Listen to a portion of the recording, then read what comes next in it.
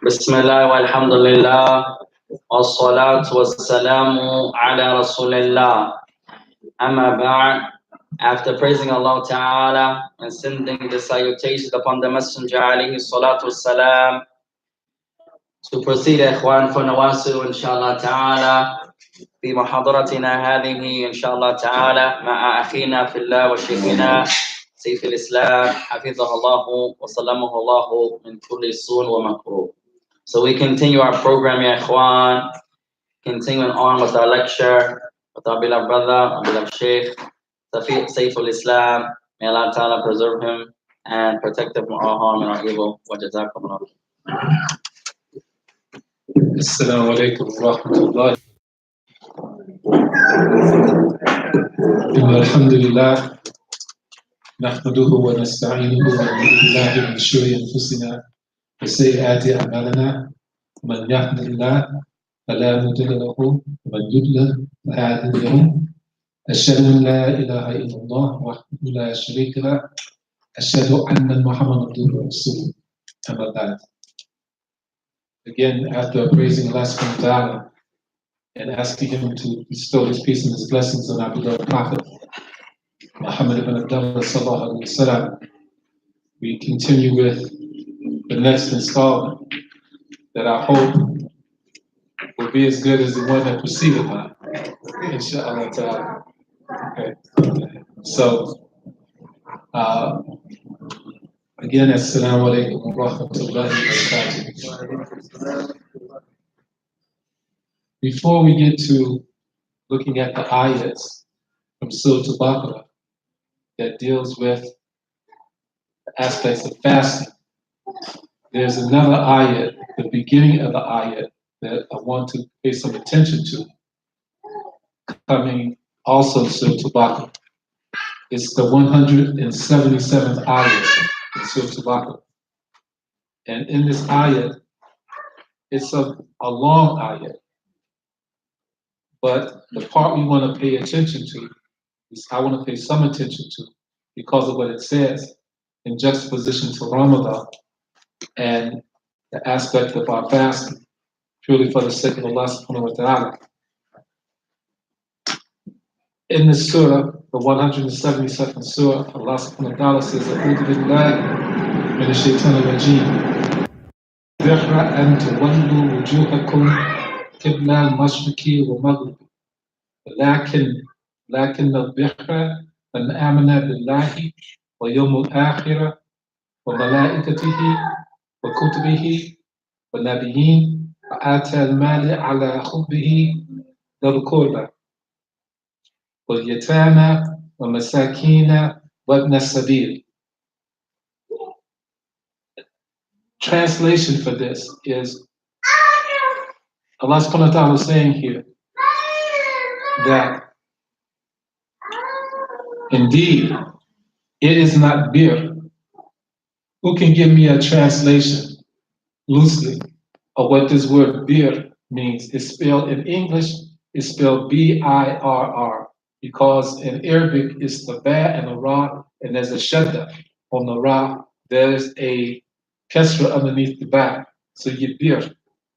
So, and Allah uses this word. Can someone give me an idea about what it may be? Bir. Bir. Okay? Anyone want to take a guess? Could you read the sentences? Okay, the translation. It is not bir that you turn your faces towards east and or west, but bir is the one who believes in Allah, the last day, the angels, the books, the prophets. Better? Huh? Is it better? No, it's a little bit more than that. Bir. Recommended? No. You're getting close. Did someone say righteousness? Who said righteousness? A shaker? Okay.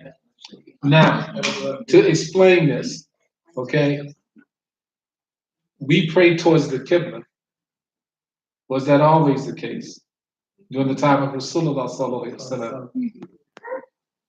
How many think that it was?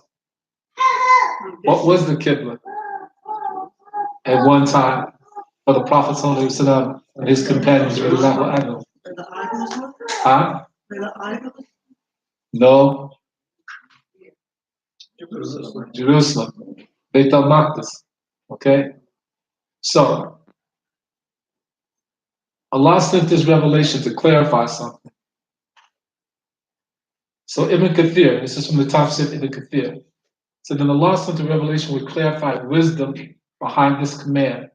That is, obedience to Allah, adhering to His commands, facing wherever He commands, facing and implementing whatever He legislates. That is the objective. This is bir. Some of the shuyukh equate bir with taqwa. Okay? And complete faith. Facing the east or the west does not necessitate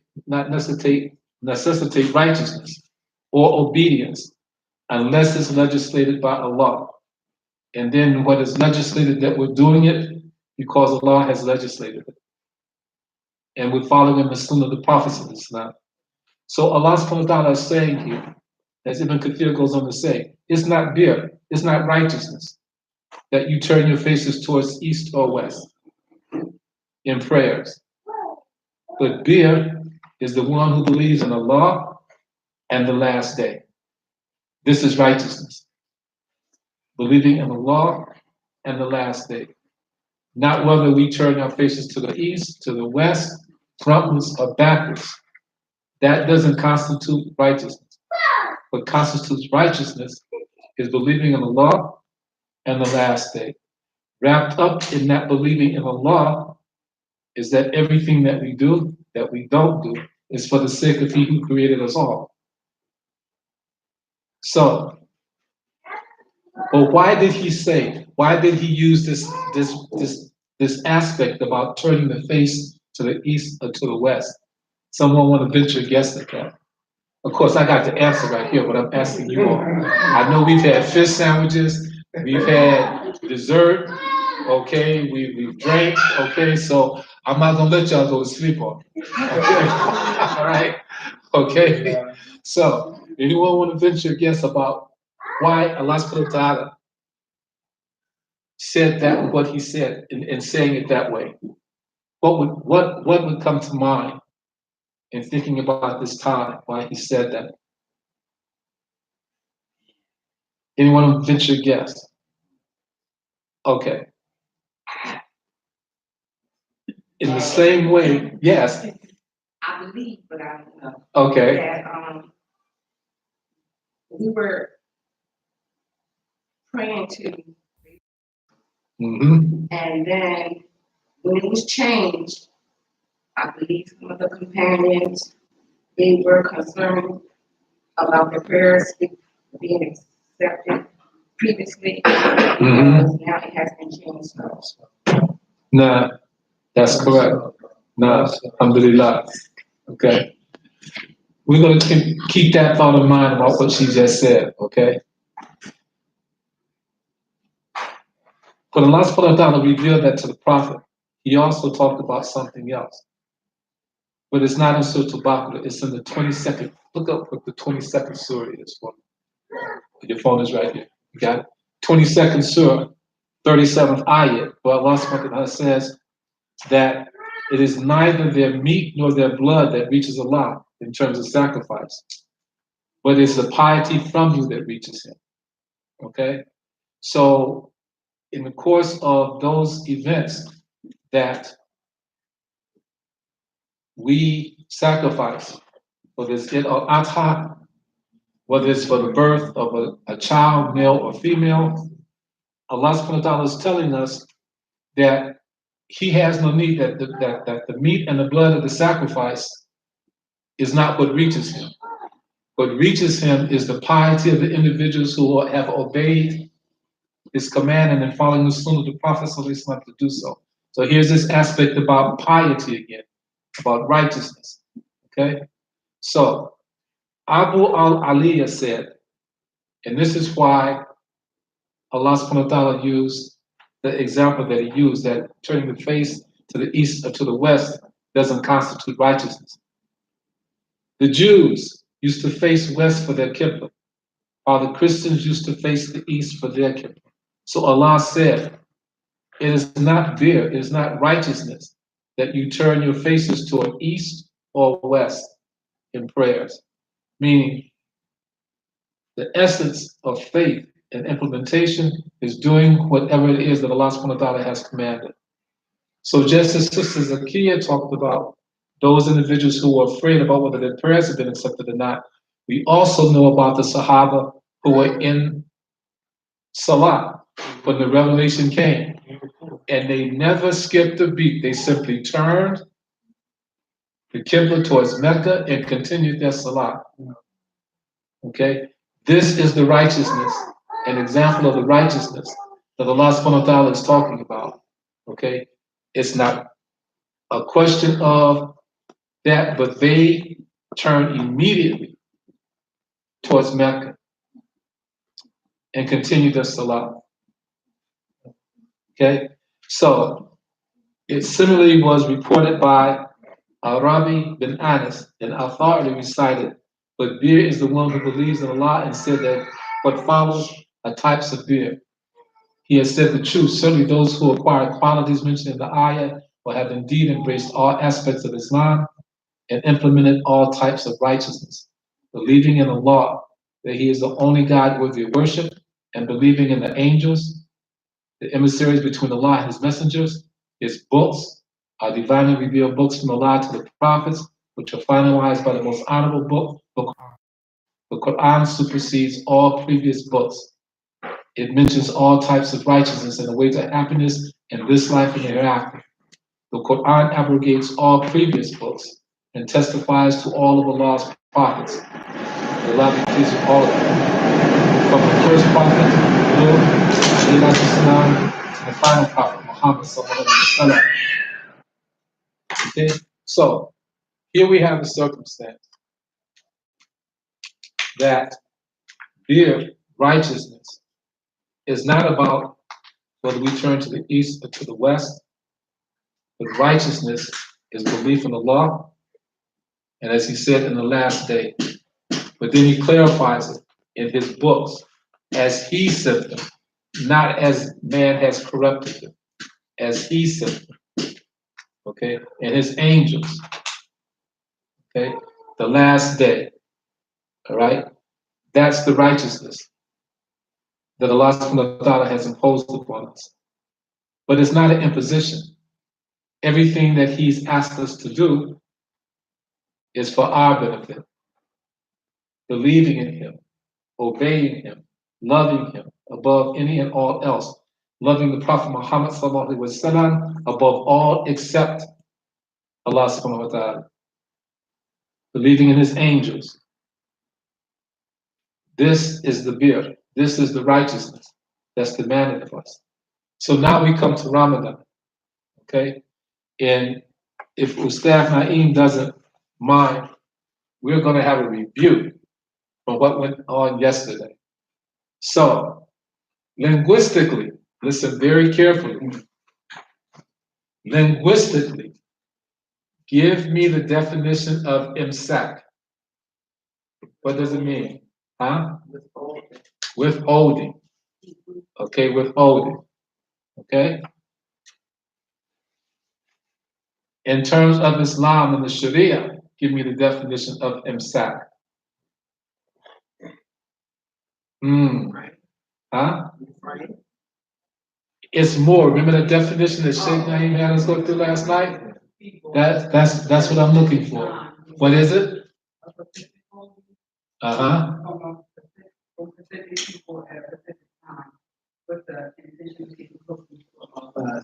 Hey, wait, I said, alhamdulillah. Somebody else, Sister Miriam?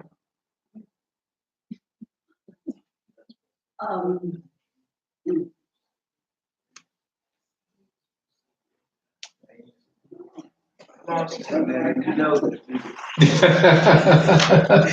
Go ahead, Danielle. Okay, Specifically, With a specific withholding, uh-huh, with a specific people uh-huh, at a specific time, uh-huh. with the intention of getting closer to Allah. Now, Jazakallah alhamdulillah. Awesome. Okay.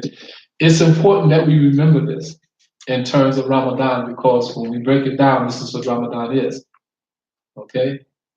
We're refraining from specific things, specific people, at a specific time, for the specific reason of drawing closer to Allah subhanahu wa ta'ala. Okay? All right? That's the definition here, as Ustad gave it to us last night. Okay? But we need to consciously remember it. All right? So,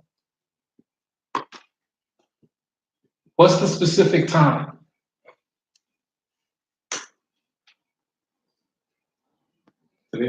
What's the specific time?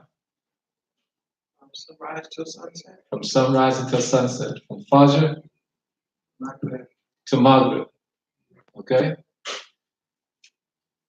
What's the other specific time? How about how long we do this? 29.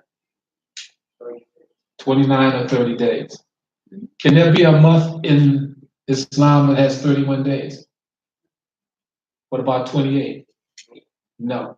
Either 29 or 30. Okay? Now, in calculating, when we calculate, what's the condition that we use calculation in terms of the beginning of the fast? What has happened? It concerns the moon, yes it does. What hasn't happened in concerning the moon? It's the 29th of Sha'ban. We're looking for the moon. How do we, huh? The halal? If it hasn't been cited, then you do 30 days. If it hasn't been cited, that's where the calculation comes in. So if you're looking for the moon and do not cite it on that 29th night, the calculation is Sha'ban has 30 days. But does that mean we're gonna look tomorrow? Huh? Some places already look tonight. They're aware of, like Imam was saying, like Ustaz Naeem was saying, ahead of us.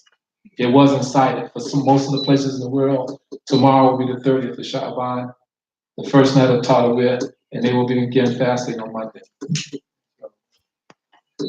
Okay? So, but that's when the calculation comes in. Why do we talk about this? Part of the bir in righteousness to Allah is obeying who? As far as we're concerned. Obeying who? No, we know that isn't the righteousness is obeying Allah. But who else after obeying Allah? Who is it that Allah tells us to pay attention to? Prophet Muhammad sallallahu alaihi wasallam. Okay? So, one of the things we have to avoid, there have been a lot of comments about technology and its benefit. But sometimes technology can be used the wrong way. And there's too much of a dependency upon technology. You have some communities where they won't look for the moon at all. They'll accept the calculation from whoever it may be and say, that's it. And there's a problem with that because the calculations are being done by human beings. And as Ustad Naeem said last night, he had an app, the same app that another person had, and two different calculations came up with the same information. Okay? I had the circumstance in Florida at a particular masjid where they accepted the ruling from, at the time, the Fiqh Committee from Islam, calculation, that the moon couldn't be sighted on the night that it was looked for. And some brothers who I knew sighted the moon in the parking lot of the masjid. Went into the masjid, told the imam there, look, the hilal, come outside, you can see it now. And he said, I gotta call Isla first. Okay? So that's why we pay attention to the Sunnah of the Prophet Sallallahu Alaihi Wasallam. That's the scope that he gave the calculation in. If there is, the moon can't be sighted for adverse weather conditions or whatever the reason, then the calculation is to make the next day the 30th of Sha'ban. And then the next day after that will be the first of Ramadan. Okay? So, Well, yes. like basically stating our question. When it comes to the sight of the moon, people, the Sheikh described it best, and it's funny. He said every year the Muslims go from moon sighting to moon fighting. every year we deal with this. We go to whatever location it is. We go from moon sighting to moon fighting. I heard that's some dialogue, but it's true. True, We yeah. deal with this. True. That's what we have to deal But with. last night, Ustad Naim gave a very good explanation. If individuals want to look for the local sighting, it's okay, it's allowed. Right. You can't tell them that they can't. But if a person wants to follow, right, if a person wants to follow a quote, that's what is referred to as an international site, that's not a problem either. Okay? So if that person, if there's a community that has a local sighting and they want to follow international sighting, they may find a community that does that. And then as far as the end is concerned, maybe that's where they go for the if. But in terms of using the local site to follow the local site, it's not a problem. There's always a circumstance of remembering that the countries who look at that are east of us, they're also time-wise hours ahead of us. Okay, have to keep that in mind. And looking at that. Okay, but you can't say to someone who says we're going to do a local sighting that is wrong. It's not. It's well within the Sunnah. And if a person wants to follow it's called a global international sighting, there's no harm there either. Okay, both are okay. Okay, to get to, I have a question. When the ayats for fasting were first revealed, was it mandatory for everyone to fast? When it was revealed from Allah subhanahu wa ta'ala, A'udhu billahi minash shaitanir rajim, Kutiba alayka siyam. Okay, was that in talking? Was it a circumstance where it was incumbent upon everyone to fast? There's silence. Just guessing.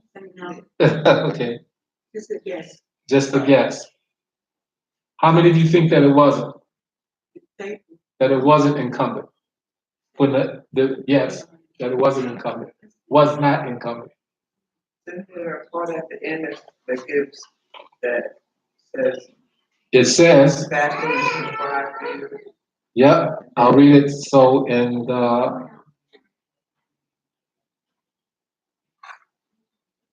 hold on just a second.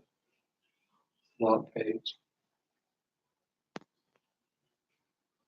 So, Allah subhanahu wa ta'ala says, A'udhu billahi minash shaitanir rajim, in the 182nd ayah.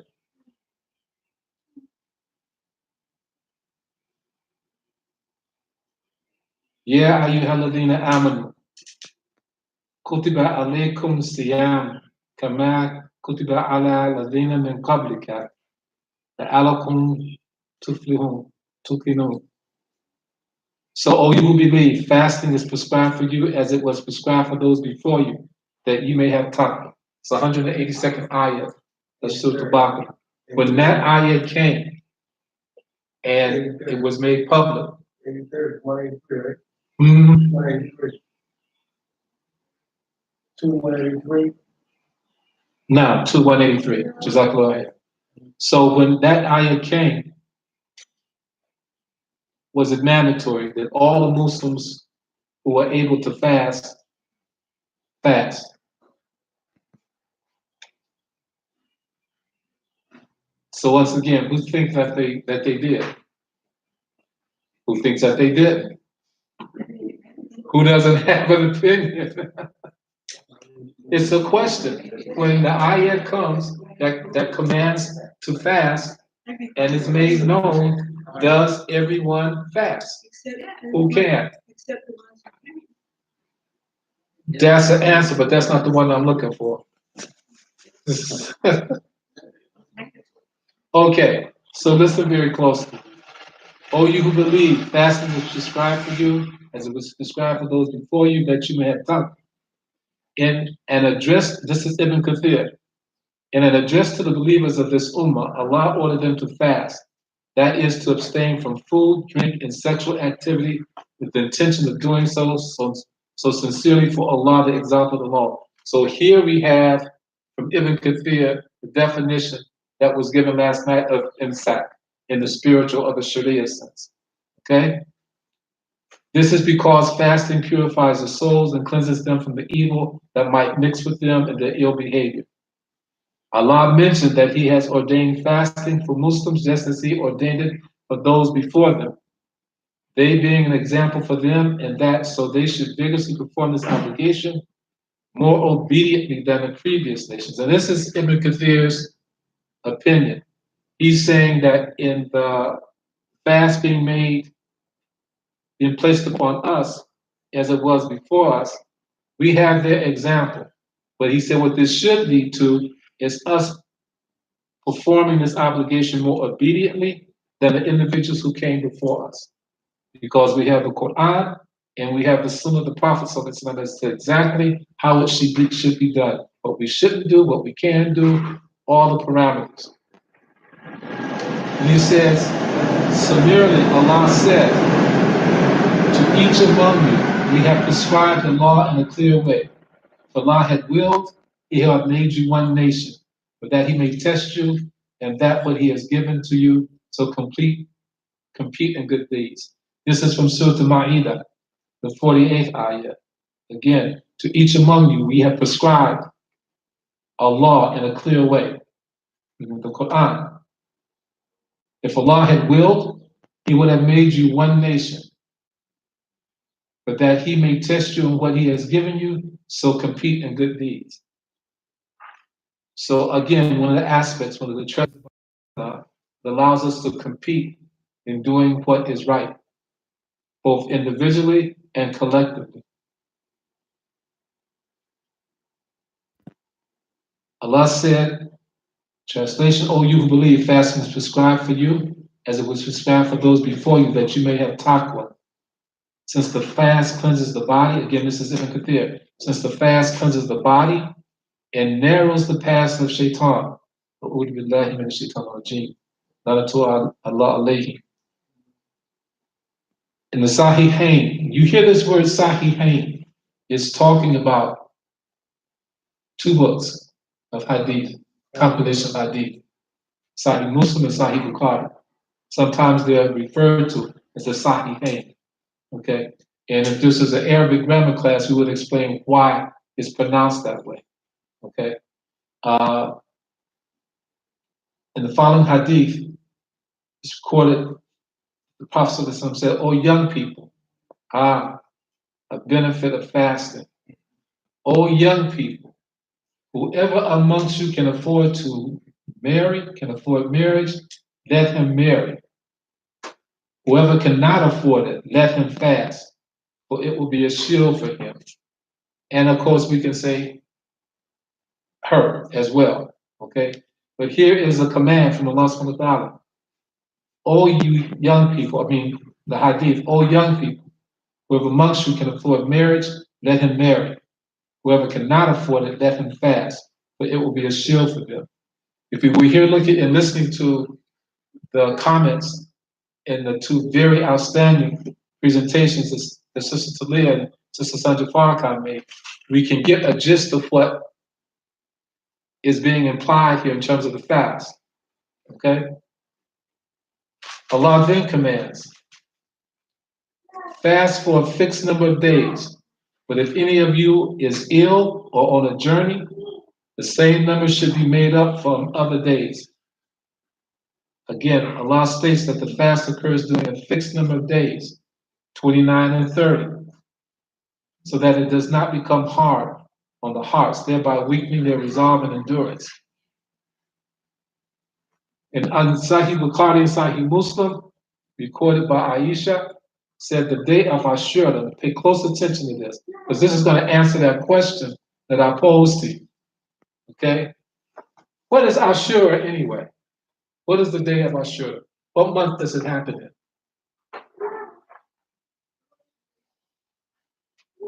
What does this word Ashura, what word does it come from? What's the Arabic number for 10? Ashura. So Ashura, what month is? It's the 10th day of what month? Yes, Muharram. Hasan, alhamdulillah. The day of Ashura was a day of fasting. This is Aisha. When the obligation to fast, Ramadan, was revealed, those who wished to fast, fasted, and those who wished not to, did not. So what is this saying to us? That at the very beginning, it was a choice. If the person wanted to fast, they did. And if they didn't, they didn't. Almost a situation of no harm, no foul. But the Mustaz Naeem's class and looking at the aspects of the Quran, what is one of the ways that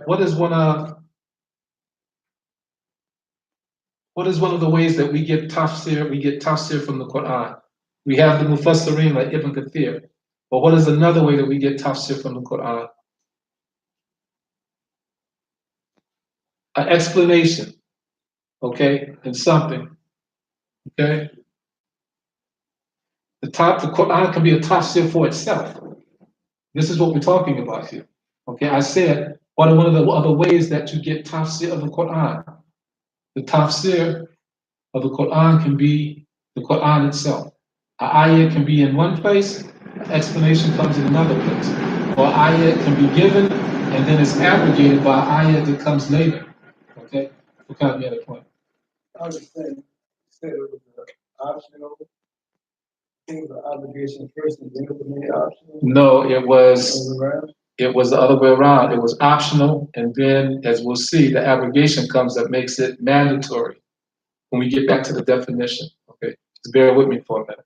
So, Al-Bukhari recorded from Ibn Umar and Ibn Masud, Allah said, those who can fast with difficulty, example, an old man, they have a choice either to fast or to feed a poor person for every day. Mu'adh commented, in the beginning, those who wished fasted and those who wished not to did not fast. They fed a poor person.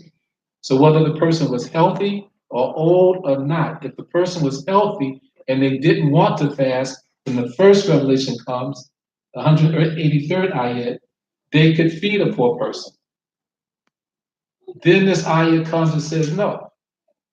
This refers to an individual who is an example of an old man, someone who's ill. They can pay, not fast, and feed someone. Okay? But at the very beginning, if the person didn't want to fast, I'm strong, I'm healthy, but decided, well, I don't want to. Until that ayat is abrogated by the 184th ayat, they could feed a poor person for every day of the fast and not fast. Then it comes, as he says in one again, in the beginning, those who wished fasted, and those who wished did not fast and fed a poor person for each day. Healthy or not. Al-Bukhari reported from Salama bin al-Aqba saying, when the ayat was revealed, those who did not wish to fast used to pay the fitya. This is the name of the money or what is paid for the person that you're paying the money for to feed. It's called a fitya. Fidyah.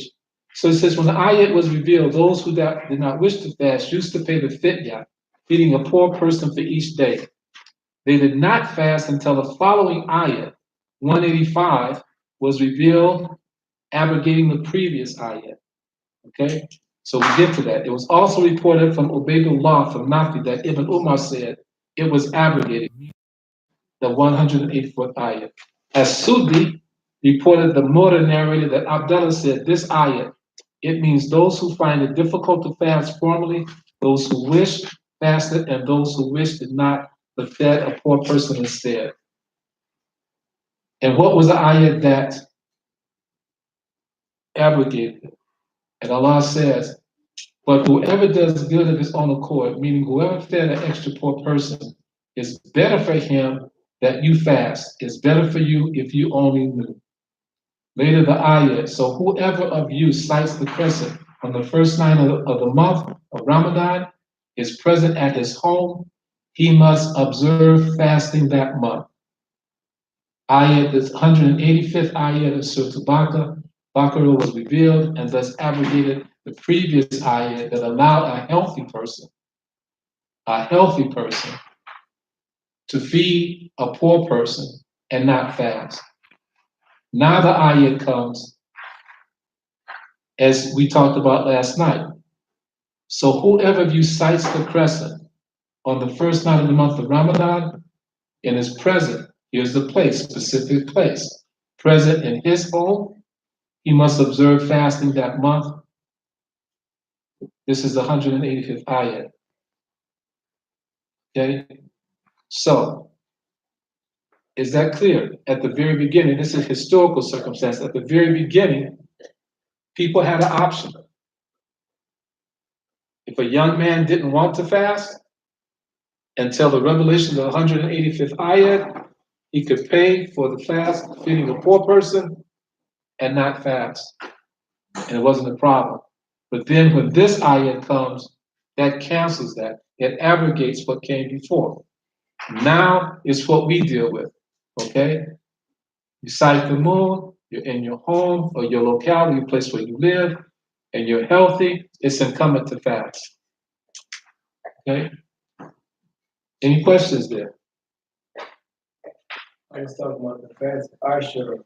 And the beginning it was No, she said what Aisha is saying that ayat, the first ayat came on the day of Ashura. Okay? And the fasting not pertaining in such to Ashura. It was about Ramadan. And this was what was understood. Okay? So when the aspect was was made incumbent upon you, the person had a choice. There was nothing as specific as the 185th ayat that said, oh no, this is the circumstance now. Okay? So if you're healthy, male or female, you sight the crescent, you accept the sighting of the crescent, you're in your locality, your home where you live at, where you stay, you fast. Okay? And then it gave the exception. If you're an old person, okay, you want to fast, but because of ill health or whatever you can't, then you can feed a person every day. Okay?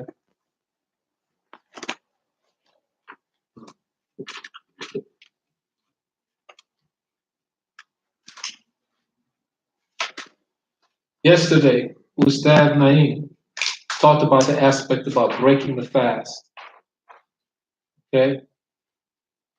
And this is what this next section of Ibn Kathir deal with.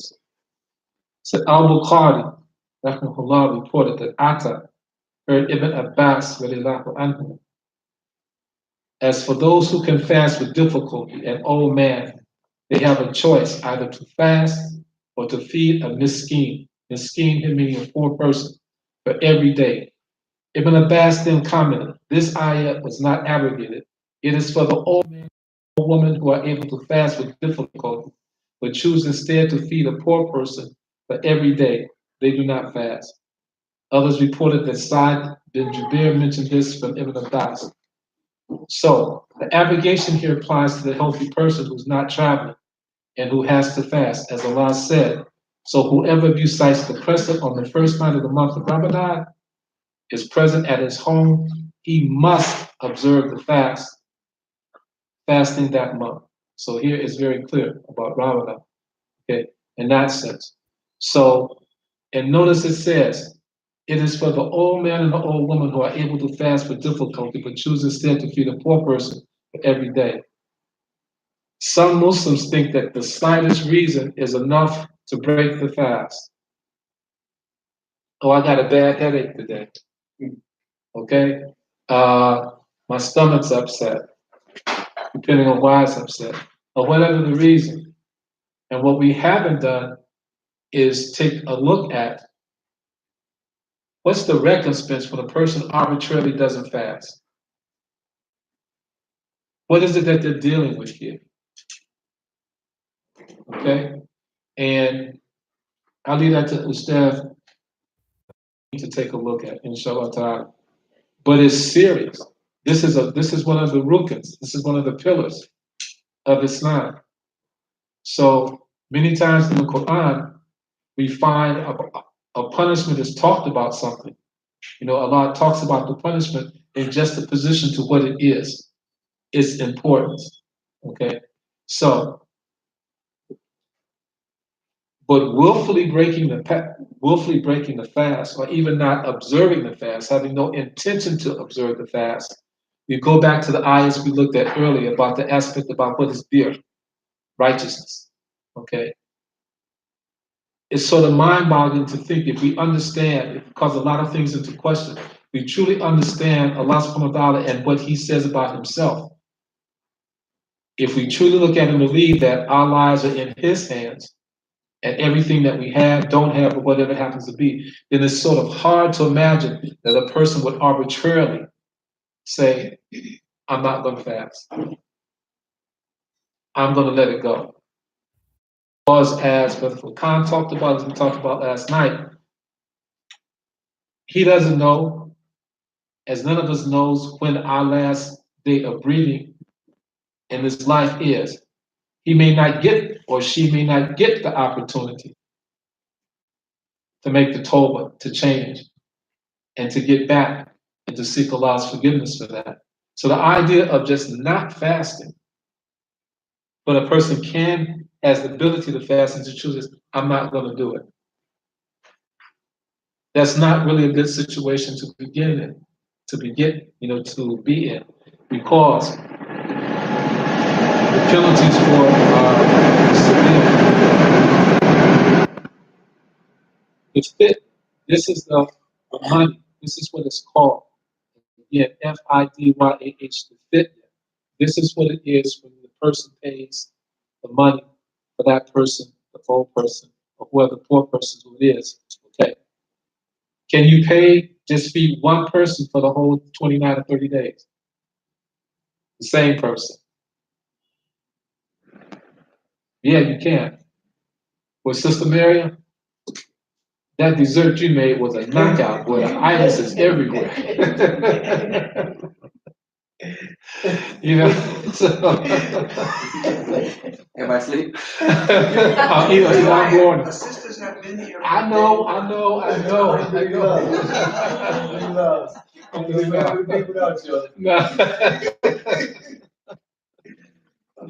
So,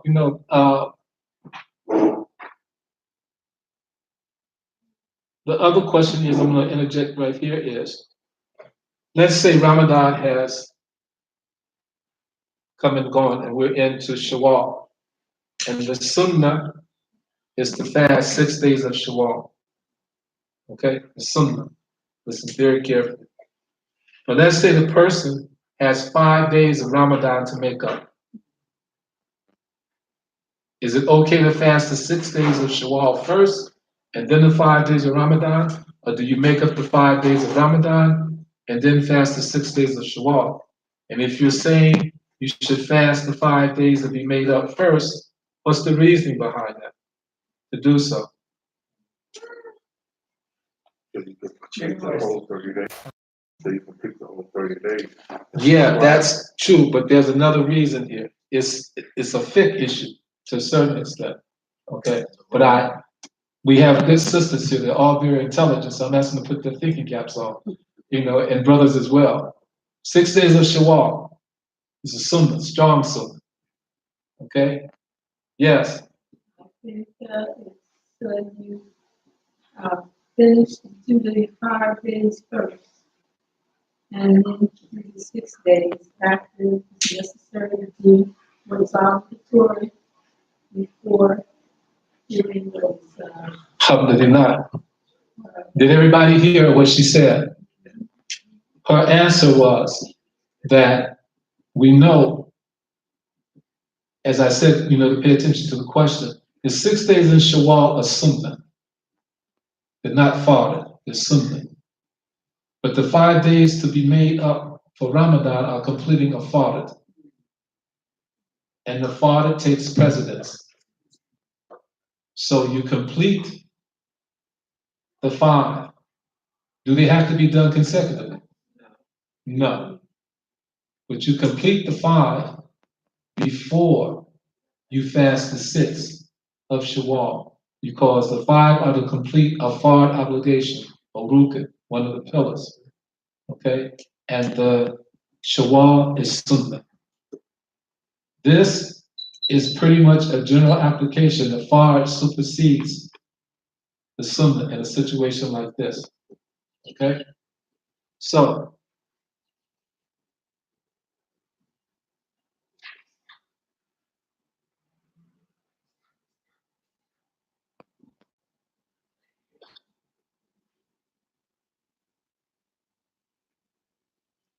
this was the opinion of Ibn Abbas and others about the person being absolved from fasting, the older person, something wrong, ill, so forth and so on. This doesn't mean that there may not be a young person because of the illness, the circumstance, that it applies to them as well. They don't fast, but they pay a person for every day. They feed a person for every day of the fast. Okay? So this is the opinion of Ibn Abbas and several others among the Salaf who read the ayah. And as for those who can fast with difficulty, example of old man to me, those who find it difficult to fast, as Ibn Masud stated, this is also the opinion of Al-Bukhari, who said, as for the old man who cannot fast, he should do like Anas, who for 1 or 2 years after he became old, fed some bread and meat to a poor person for each day he did not fast. Here he's talking about Anas ibn Malik, really. This point, which Al-Bukhari attributed to Anas without a chain of narrators, was collected with a continuous chain of narrators by Yala Mausuli in his Musnad, that Ayyub bin Abu Tamima said, Anas could no longer fast, so he made a plate of tari, broth, bread, and meat, and invited 30 poor persons and fed them. The same ruling applies for the pregnant and breastfeeding woman. If they fear for themselves or their children or fetuses, in this case, they pay the fidyah and do not have to fast other days in place of the days that they missed. Okay? And then finally, the month of Ramadan, in which was revealed the Quran, a guidance for mankind, and clear proofs for the guidance and the criteria between right and wrong. So whoever of you sights the crescent on the first night of Ramadan is present at his home, he must observe Psalm that month, and whoever is ill or on a journey, the same number of days which one did not observe Psalm fasting must be made up from the other days. And then, as it says, Allah intends for you ease, and He does not want to make things difficult for you. He wants that you must complete the same number of days, that you must magnify Allah to say, Takbir Allahu Akbar, Allah is the most great, having guided you so that you may be grateful to Him. Okay, so these are some of the most important things to realize. This is a mercy and a blessing that Allah subhanahu wa ta'ala extends to us. But we also have to be clear about these minor points, not minor points, these points of fit, because we never know when we may be affected by it. Okay? And it's, something really important that we need to understand. Okay, I know of a circumstance where a sister breastfeeding. She came to the masjid while I was in graduate school, and I heard the brother who was there was very knowledgeable answer a question. She was breastfeeding, but she attempted to fast, and just in attempting to fast that first day, practically all of her breast milk dried up. And so he told her, no, don't continue to try to fast. Just simply feed the people, either make the days up, in that circumstance. So these are the things, these are the mercies that Allah subhanahu wa ta'ala grants us in those from amongst us in this holy month, a blessed month of Ramadan. So I said I was going to go to 8, but I'll give people a chance to freshen up, feel a little bit better. Everybody's been here for a long time, tired. And so Jazakallah khair, anything that I said that was right was from Allah subhanahu wa ta'ala. Anything I said that was wrong was from myself. And may Allah and you both forgive me if I have done so. أقول قولي هذا أستغفر الله وأتوب إليه. السلام عليكم ورحمة الله وبركاته. وعليكم السلام ورحمة الله وبركاته يا شيخ.